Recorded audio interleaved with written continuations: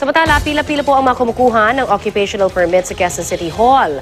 Ang iba, madaling araw pa raw, nakapila roon. At mula po sa Quezon City, may ulat on the spot si Maki Pulido.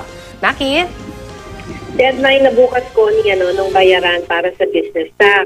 Pero so far, hindi naman tayo nakakita ng dagsa ng mga naghahabol. One would expect na talagang daragsa yung mga tao for last minute payment hanggang bukas. Pero walang ganyang eksena ngayon sa Quezon City Hall.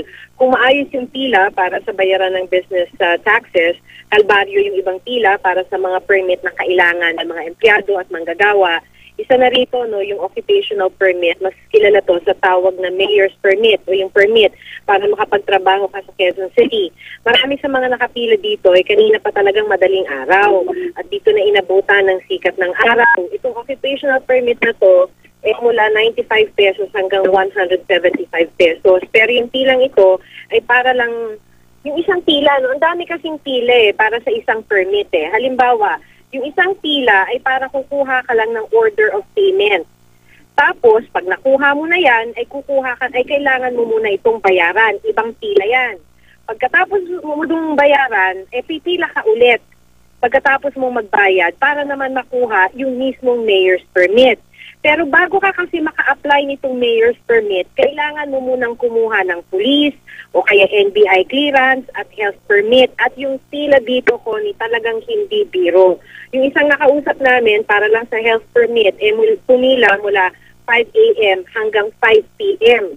Kasi katulad ng pagkuha sa occupational permit, sa dami ng pila na kailangan mong gawin, ganun din ang gagawin mo para sa health permit.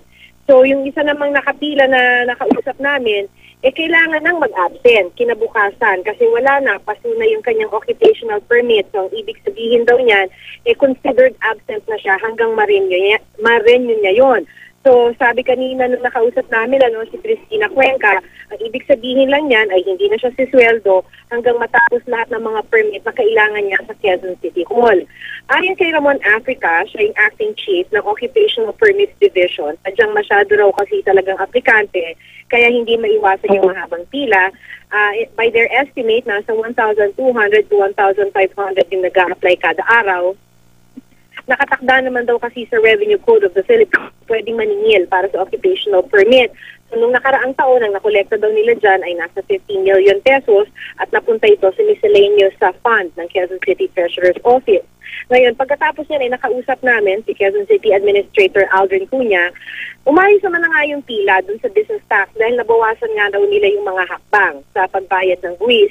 Pero para sa mga permit na kailangan ng mga manggagawa, humihingi siya ng pasensya dahil ang tanging nagawa pa lamang daw nila dyan, sarhan yung kalsada sa may likod ng gusali ng City Hall ng Quezon City at maglagay ng tolda para sa mahabang pila. Kasi tinatansya nila dyan, nasa 650,000 daw yung kumukuha ng health at occupational permit sa first quarter ng taon. Kaya dagsa talaga.